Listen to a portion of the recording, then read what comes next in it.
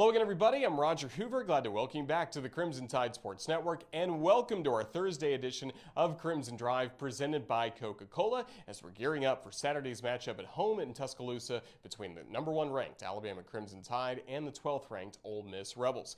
As we start our show, we'll go through the headlines thanks to this smart board that's been given to us by our friends at RJ Young. RJ Young is the official technology solutions provider of Crimson Drive.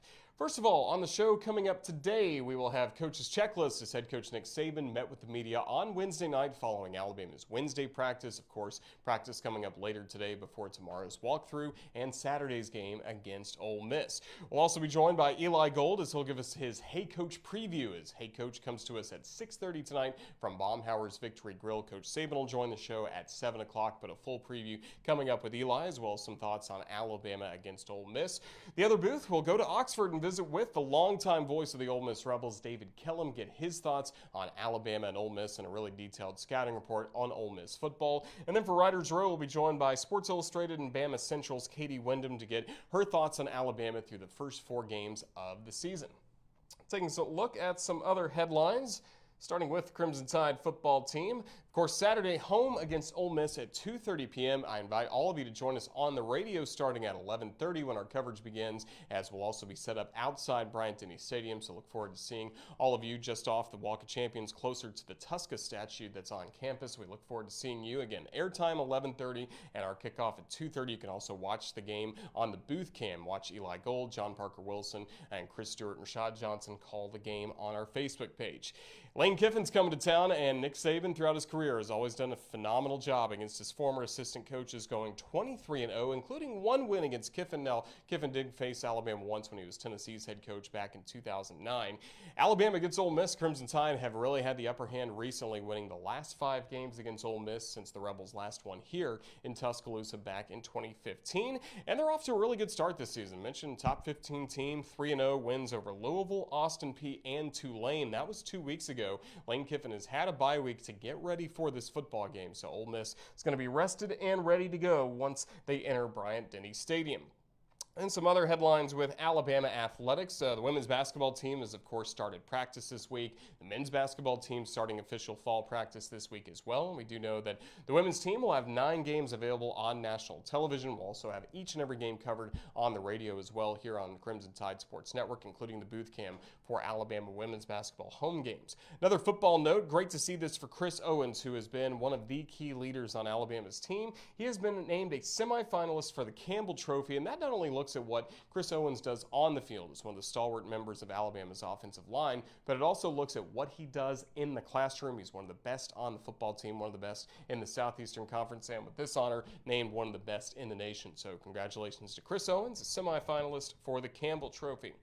Couple of notes on soccer and volleyball. The soccer team is at home tomorrow night against LSU at 7 o'clock on SEC Network Plus, but we hope you can join us at the Alabama Soccer Stadium for that game, as Ole Miss had been in the top 5. They've lost their last 2 matches, but LSU coming in a really talented team to face Alabama coming up in soccer tomorrow night. Then the volleyball team, they're going to be on the road. First of their what they call back-to-backs in SEC volleyball, Saturday and Sunday, taking on the Auburn Tigers at Auburn Arena. So best of luck to Lindsay Devine and the Crimson Tide volleyball team, Wes Hart, Crimson Tide soccer team in action this weekend.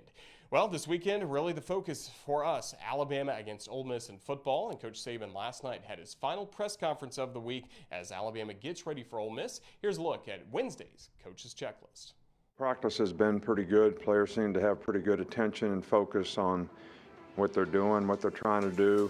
This is a difficult preparation on both sides of the ball because of the way they play on defense is a little different, and their offense is very multiple, and they do a good job of taking advantage of whatever you do on defense. So our players have been really good. I talked to the players afterwards about you got to be accountable for your actions because there's always a day of reckoning. And if you do the right things, you have the right effort, you have the right habits, you do the right things, you have the right words, you're accountable to everything that you do, all right, then your reckoning is always good. When you don't do that, sometimes things don't work out so good, when the reckoning comes. So, this is probably the first big game that we've had here for now like a year and a half because of last year's COVID. I know we've had a couple home games, but this is an SEC game at home for the first time in, a couple years, and I hope our fans are excited about it as our team is. We're playing a really good team. They got a lot of really good players. They do a great job in execution, and it's going to be a real challenge for us. And we played down at Florida. I mean, it was really, really tough on our team, and you could tell. So, hopefully we can make it a little bit that way for their team. And we're just excited to be playing in a big game at home in our stadium against a good team, and hopefully our fans, our players, and everybody will have great passion and enthusiasm, for this game. Well, I think the players got to get lined up. We can't do too much. Last year we were a young group. They were going fast. We had trouble getting lined up. We were out of position a lot of times. Because we were out of position, we missed a lot of tackles. So I think that, we have to play fast. We have to get lined up. Everybody's got to be able to focus on their responsibility, because these guys are really good at executing what they do. So you have to be really good on defense at executing what you do. And making mental errors because you're not lined up correctly or don't have good communication is something they'll take advantage of it every time. This is college football, mental health week. We're part of the Helinski for Hope group, always have been very, very supportive of the family and the cause. So we're proud to be a part of that awareness this week as well. So that was Coach's Checklist for Wednesday. Wednesday nights, Coach Saban meets with the media. On Thursday night, he meets with the Crimson Tide Sports Network radio audience and the host of Hey Coach and the Nick Saban Show, Eli Gold, who's about to join us for his Hey Coach preview as we get ready for what's going to be a really fun night coming up tonight. Baumhower's Victory Grill in Tuscaloosa at 6:30. Here's our Hey Coach preview with Eli. Getting excited for Alabama and Ole Miss. We're also getting excited for tonight's edition of Hey Coach and the Nick Saban Show in Tuscaloosa. Roger Hoover now joined by the host of the show, Eli Gold. And Eli, it's back once again. Time for another Hey Coach preview. How you doing? Doing well, thank you. You always seem to catch me in the chair here. I just parked it for a few minutes before getting set to head to Tuscaloosa. Should be a good show. It's going to be quite the Saturday, I'm sure, at the stadium. So much anticipation is building for this game, just as you've done your research and preparation on Ole Miss. What have you learned about Ole Miss, maybe that you didn't know before you started diving in on the numbers and what this Rebel team is doing? Good Lord. I found out how good they are. They are very good. The statistics that Corral has put up and that Dontario has put up and this one has put up and Snoop Connor and as well as he played against Bama last year.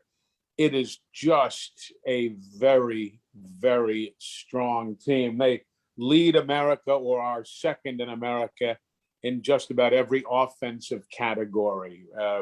The mastery that Lane Kiffin has put together there is quite impressive. So not that I needed a whole heck of a lot of reinforcement. I looked at some video, but again, they haven't played the biggest name teams. No disrespect to Tulane or what have you, but they haven't played the biggest name teams. But you could tell they were really good, and then following up in the newspapers and the game notes and what have you. It's Bama's got to play their best game come Saturday. They got to go the full 60 minutes. Alabama's assistant coaches only meet with the media a couple times a year. They don't really do interviews. So looking back at Lane Kiffin's time with Alabama, how much did you get to know him? And obviously the results were great for Alabama in those periods, going to the playoffs every year, winning a national championship as well. I got to know him a decent amount. We're not compadres. We didn't hang out or anything. But I did see him before every game on at home and on the road. He always got to the stadium, particularly for the home games when he wasn't having to ride the bus. He got to the stadium early, and I was already outside the locker room waiting for Coach Saban. So we would have a couple of moments to chat. A very nice guy. That went without saying, but it's clear that the man is an offensive genius. He is. Say what you will, the man is an offensive genius. among many reasons why is he learned from a great defensive genius, his dad, Monty Kiffin, who, taught everybody in the National Football League how to play defense. So, he learned a ton from his dad and has made it work on the offensive side of the ball. He was always very gracious. If I had a question, about something, which wasn't often, but when I did, he was, quick to respond. So, we got along just fine. Now he's the head coach at Ole Miss. And of course, Nick Saban is still the head coach at the University of Alabama. And coming up tonight, it's Hey Coach. What can you tell us about the program coming up at Baumhauer's? We've got Margot Geer coming in tonight. She is the new swimming and diving coach at the Crimson Tide. She's been around a while, but she's now the head coach. And she, of course, has magnificent credentials in her own right. Plus, there's so much to talk about from the just completed Olympic Games. So she'll be with us. Then Ivan Maisel, one of the great sports writers. He has now gone to work with a new website. It's called On3, on3.com. He is a senior writer there, and he always has a ton to talk about. Then, of course, the coach will be with us at 6:30 this evening. Excuse me, at 7 o'clock this evening. So it should be a lot of fun. Should be a very interesting show. And, like last week, people were hanging from the rafters and that was getting set for Southern Miss. So I dare say they'll be hanging from the rafters and doing whatever else they can to cram into the restaurant tonight. Looking forward to that at Baumhauer's coming up in a little bit. And before we let you go, Sunday night on the SEC Network, we got to see the premiere of Kenny Chesney's new film. You don't say that too often, but More Than a Voice, looking at the iconic SEC broadcasters throughout the years. And of course, you were featured in that. Just what did it mean for you to see all of that come together and hear all the great stories as well about so many of the legendary announcers you probably knew and then some maybe didn't have a chance to get to know? Yeah. Well, I'll tell you the same thing I told Paul Feinbaum. I was not featured. I was a participant. The guys who were featured were the men who built this fraternity of ours. The Larry Munsons, the John Wards, the John Forneys, the Jack Crystals, Stan Torgerson, people of that nature. They were featured. I was just an accompaniment to what they had to say, but it was wonderful. The stories, I had learned a lot. There were some stories I didn't know myself. I had gotten to meet virtually, I believe, everyone who was featured on the show, some very quickly, some more extensively. But I think it was just great to show how much radio still means in this day of instant TV and instant websites and instant social media. There is still a place for that romantic medium of radio. It will never go out of style. It will always be there for folks who can't get to the TV, can't get to the event, may not subscribe to cable, may not like social media. The radio will always be there. And I think that was something that was brought to the forefront, quite how impactful radio has been to the SEC, to college football, and to the fans all these decades. Well, it was really great hearing, especially about some of your early days and the transition to the Alabama job. It was great to see your wife, Claudette, on there, as well as Butch Owens and Tom Syke both combed their hair to go on TV. That was nice to see, wasn't it? Tom combed his hair. Butch combed both of his hairs. And Claudette, of course, she's a star in the making. It was nice to have her on. So, it's been a lot. There are a lot of stories. There's a lot of backstories, but everything you saw on that show was as real as it could get. And I was thrilled that they were able to get audio and video from the John Forneys of the world, from Stan Torgerson, from obviously Larry Munson and John Ward. Those men had so much to share, and being able to get behind the scenes stories that somebody from the Vol Network and from the Bulldog Network had the foresight to record all of that stuff on video back years ago, that really was very, very special. It's extremely well done. Hopefully our fans will check that out. Eli, just thank you for joining us for this Hey Coach preview. Look forward to seeing you at Baumhauer's later tonight, and of course on Saturday for Alabama against Ole Miss. Roll Tide, and thank you.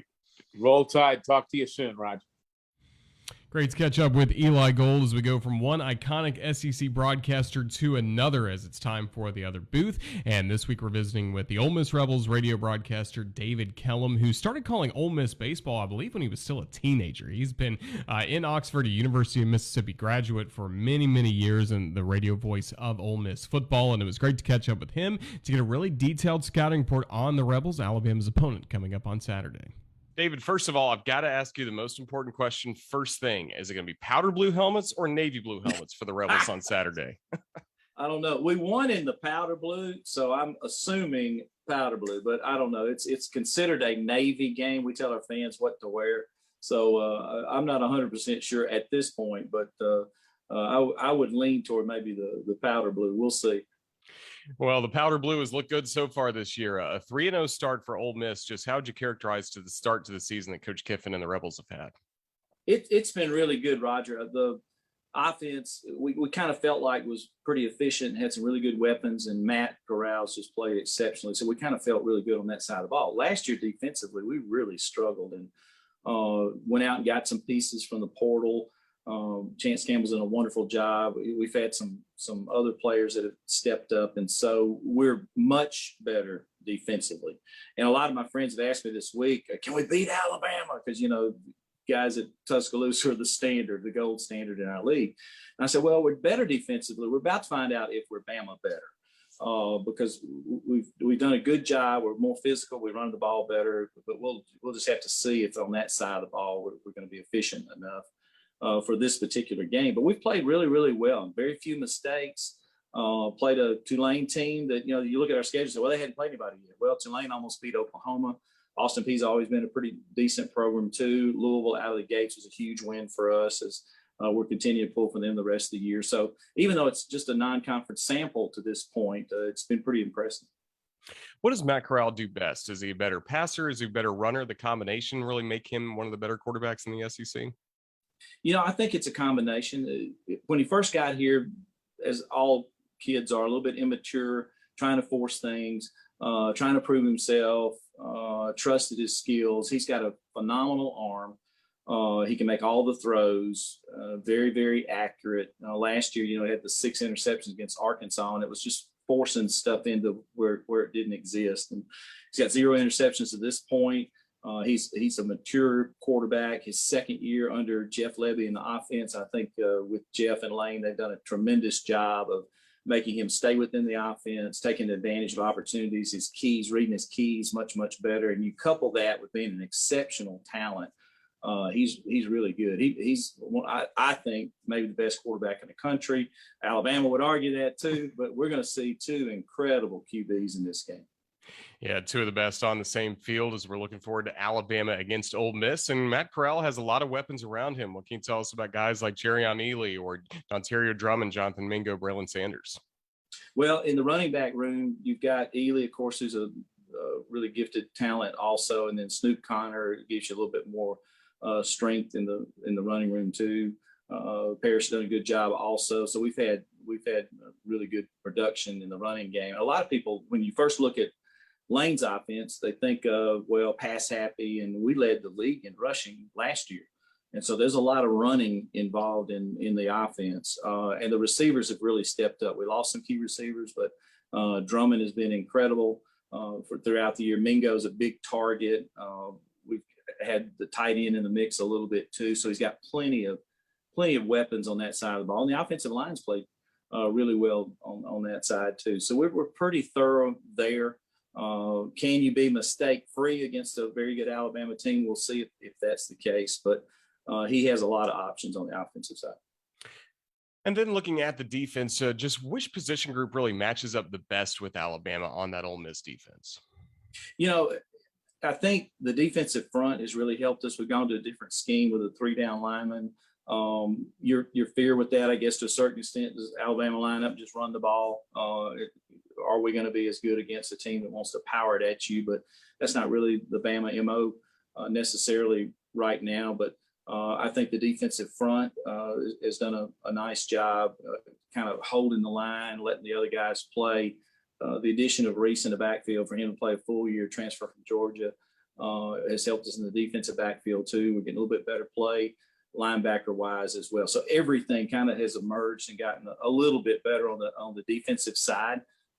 There's a lot. The main thing, Roger, is just a lot more confidence. I mean, we got beat down from a confidence standpoint last year. Every game we played, you felt like you had to score every time you touched the ball. And in the last 2 or 3 games, especially in the bowl game, the defense really started to gain some confidence, made some stops. And now that you've added some other pieces to it, we're in a much better spot than we were a year ago defensively.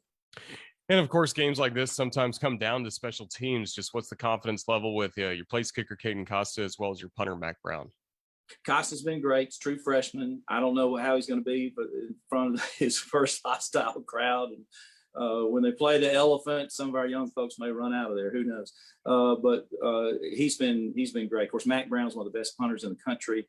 Very fortunate with the COVID era to get him for another year.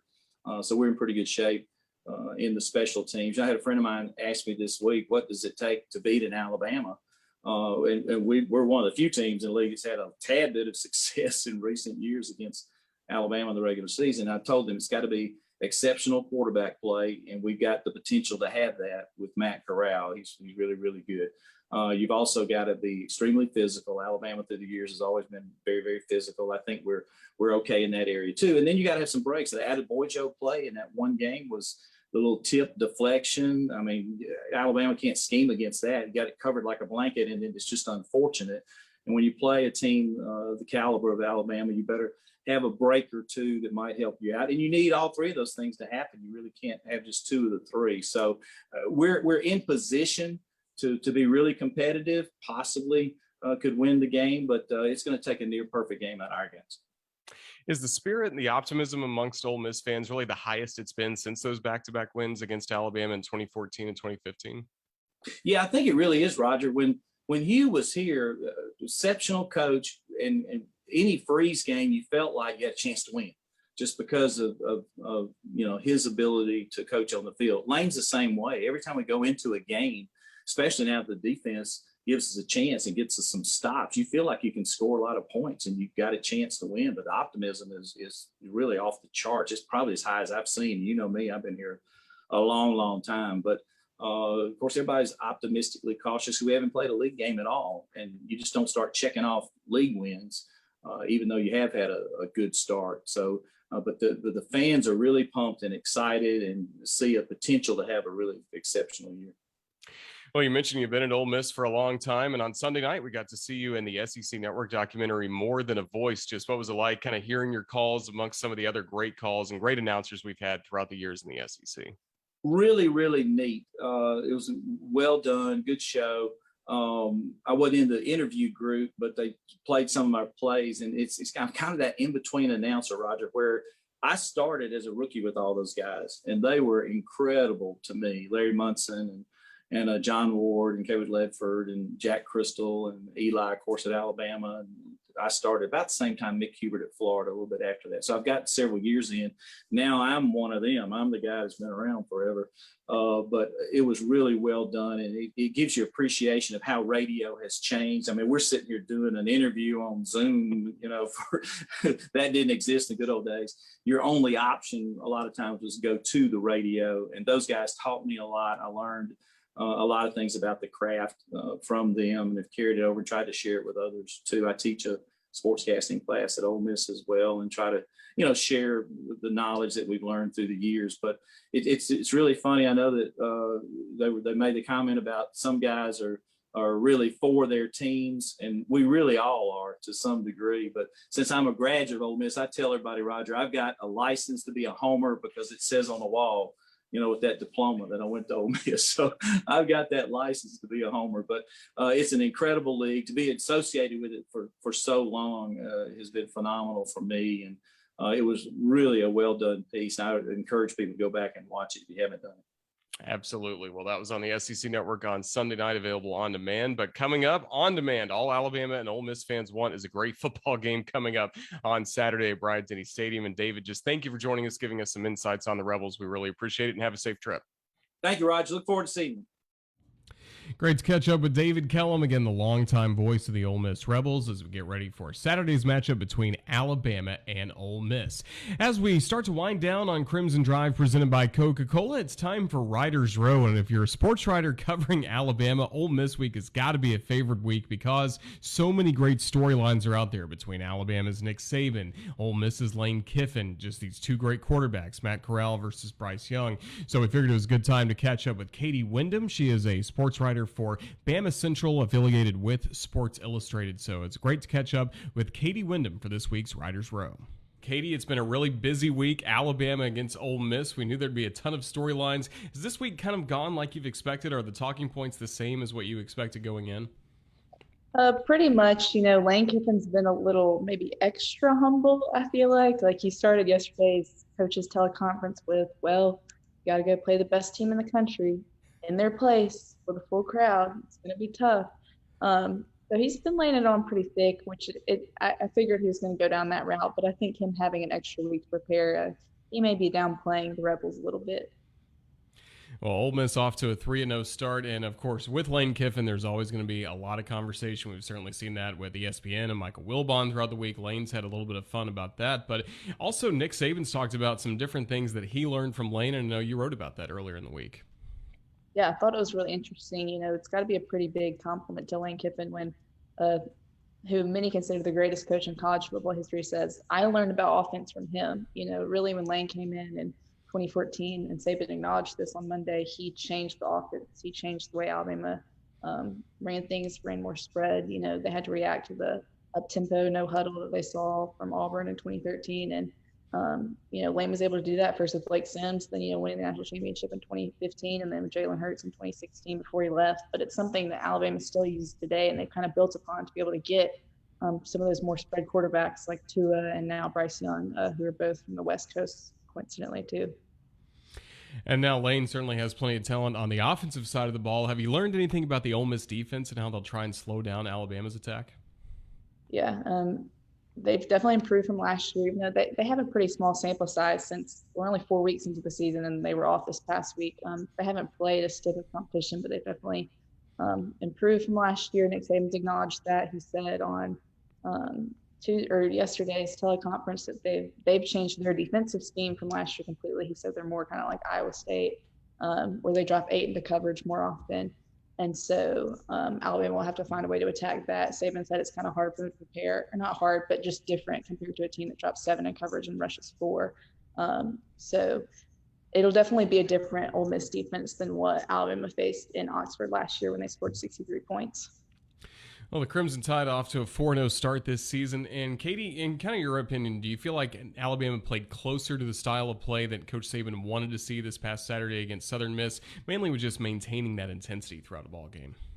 Yeah, for sure. Obviously, Southern Miss is not the same level of competition that they played or faced against Florida or Miami, but I think it was the most complete 60 minutes Alabama's played. He said from week 1, we want to maintain intensity for 60 minutes. We only played 2 good quarters against Miami. And the same thing against Mercer. And then, obviously at Florida played the good first quarter, had the 3 3-and-outs in the second quarter. But last week's game against Southern Miss was kind of the first 60-minute complete, all 3 phases of the game, offense, defense, special teams, kind of maintaining that intensity throughout. And they're definitely going to need it against Ole Miss this Saturday. One of the interesting articles you wrote as well earlier this week for Sports Illustrated and BamaCentral is talking about the Alabama tight ends. And really that last game we got to see Cameron Latu perform well. And it seems like Jaleel Billingsley is right on track for where he needs to be as well. Yeah, for sure. Saban's talked about a lot this year how the tight ends are kind of a mismatch position because of their size, they're more difficult for safeties and DBs to defend. But because of their speed, they're more difficult for linebackers to defend. So they can just be a mismatch nightmare for the defense. And so last year, Alabama only had 4 touchdowns from tight ends all season. And through 4 games, they already have 6 with Latu and Billingsley. So, there was little off-the-field issues with Billingsley earlier, but he's really kind of picked up his stride. And Latu has kind of been unexpected. Coming into this year, he converted to tight end a couple seasons ago, but he didn't even have a catch. And then, came out of the gate flat with the 2 against Miami. And then last week as well. So the tight end position has definitely been good for Alabama. You know, last year against Ole Miss, they kind of got torched by the tight end, Kenny Boy, who's now in the NFL. And Ole Miss doesn't have a tight end that's produced quite as much this year so far, but it definitely can be an advantageous position for Alabama. And Bryce Young also acknowledged that after the game, that it helps him having those type of bigger targets that he can throw to. Speaking of Alabama's passing attack, where do you think John Mechie fits in the most right now? At times he's been kind of that number one receiver. At times he hasn't gotten targeted as much by Bryce Young.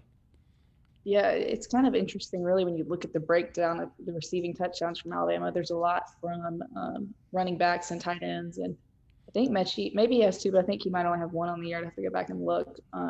He's obviously the most experienced receiver in the Alabama group, especially at Alabama. You know, you have the transfer Jamison Williams from Ohio State, but other than Slade Bolden, you know, Mechie was really kind of the most experienced guy within the Alabama program coming in. And but really none of these wide receivers had a ton of chemistry with Bryce Young, obviously, before this year because he had not played a bunch. But obviously I think Mechie still has a big role with this Alabama offense. I think this week we'll see, you know, a lot of the passing attack from Alabama. And the thing, like we just talked about with the tight ends, is Bryce Young has a lot of weapons, so he doesn't necessarily always have to go to Mechie. But I think he still has a place in this offense. You feel like the running backs really took a step forward last week? We didn't get to see Brian Robinson Jr. play, still a little banged up, but Jace McClellan and Roydell Williams with really good games for the Tide. Yeah, I know Saban had said before the game that he, you know, wanted to see some of those younger guys step up and get experience, and Southern Miss was a good chance for that. And this week against Ole Miss, when you're expecting a more up-tempo, more plays per game, it's good to have that depth at running back. And like you said, Jace and Roydell really stepped up. Roydell became the first 100-yard rusher of the year for Alabama, which, you know, before the season, if you would have made a bet about who's going to be the first person to rush for 100 yards for Alabama, most people probably wanted to pick Roydell Williams, but he's a local Alabama product. And so I actually covered some of his high school games when he was at Hueytown. But I think last week really helped develop some of that depth at running back for Alabama. I think Brian Robinson should be good to go this week from what Saban said, but I think it's good that last week they were able to get some more of those guys in. They showed some of their speed and explosiveness, but also kind of developed that depth behind Brian Robinson. Katie Windham covers Alabama for BamaCentral and Sports Illustrated. Just what can you tell us about the site and the kind of coverage you guys provide? Yeah, we have a section called All Things Bama. That's our main section because we really try and cover every sport here at Alabama. You know, we have Harrison Holland on the soccer beat, which is other fall sport right now. We have a new message board that we started in the fall that will cover some of the other sports, like volleyball, cross country is getting going. You know, swimming got going last week. But also, you know, football, we'll have 3 people at every game this year. We're excited to cover the Tide. We have the All Things Bama podcast that y'all can tune into. We had a special guest last week with my dog interrupting. You know, it's just new things these days. You can't control it sometimes, but yeah, we provide coverage for Alabama football, but really all Alabama sports. We've got to cover softball this past year in their run to the Women's College World Series, and looking forward to that again in the spring. Look forward to that. Katie, just thank you for joining us on Crimson Drive, presented by Coca-Cola, and all the best with your coverage of Alabama athletics. Thank you. Thanks for having me on. And that was Writers Row visiting with Katie Windham of SI and BamaCentral, getting her thoughts on Alabama against Ole Miss. And it's time to take a look at what's coming up this weekend. And obviously the main attraction is Saturday's football showdown between the Crimson Tide and the Ole Miss Rebels. But here's what else is coming up on the Crimson Tide Sports Network. Well, of course, we have our radio airtime coming up for Alabama against Ole Miss starting at 11:30 a.m. And do want to note as well, we will be outside the stadium, kind of near the Tuska statue, close to Wallace Wade Boulevard, so make sure you come see us as we will be up on stage for the first hour and a half of our pregame show. So we're really looking forward to interacting with the fans. And also we have Hey Coach and the Nick Saban show coming up tonight at 6:30. Eli Gold gave us a great preview of that. But again, Saturday, our coverage will start at 11:30 a.m., our airtime 2:30 for the Crimson Tide against the Ole Miss Rebels. On Sunday, across the state, make sure you tune into your local affiliate to watch Chris Stewart host the Nick Saban television show. Love the segments that we post on social media of Coach Saban really breaking down some plays from after those ball games. So take a look at that as well on our social media accounts coming up. And the Nick Saban show available on demand as well on RollTide.com. And on Monday, to recap the Crimson Tide and the Rebels, it will be Crimson Tide Rewind, 6 p.m. from Baumhauer's Victory Grill in Vestavia Hills, as Eli Gold will be joined by former Tide linebacker Corey Reamer. Certainly looking forward to that show. And then before you know it, it'll be time for the Tuesday edition of this show, Crimson Drive, presented by Coca-Cola. And as you get ready to head to Tuscaloosa this weekend for the game between Alabama and Ole Miss, I want to remind you once again to go ahead and download your tickets and parking passes now. It's so easy to add that to your Apple Wallet or your Google Pay wallet if you have an Android. It makes everything so much easier, and I think we really saw that with a huge crowd on hand this past Saturday against Southern Miss. Ticket lines were far shorter. It was easier to get in parking lots and easier to get in Bryant-Denny Stadium, but you going ahead and doing that right now as soon as the show is over will certainly help all fellow Alabama fans when they're coming to the game on Saturday. So if you have any questions about that or kind of don't know how that process works, just head to rolltide.com. Detailed instructions there on how to make sure you have your mobile tickets ready to go for Alabama against Ole Miss. Well, we certainly thank you for watching Crimson Drive presented by Coca-Cola. It's been a really fun show. We kind of knew in the offseason this would be one of the more anticipated weeks of the season. Alabama against Ole Miss after last year's game was such a shootout in Oxford and one of the most compelling games of Alabama's national championship season.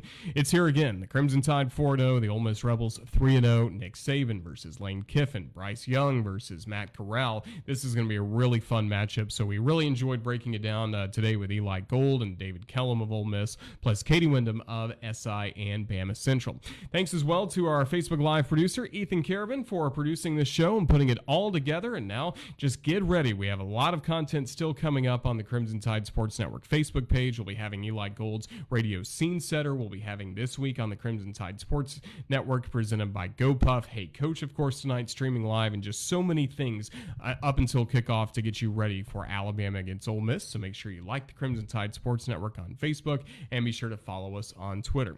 For everybody with the Crimson Tide Sports Network, this is Roger Hoover saying thank you for watching Crimson Drive presented by Coca-Cola. Now let's get ready for Saturday, Alabama against Ole Miss. Roll Tide, everyone.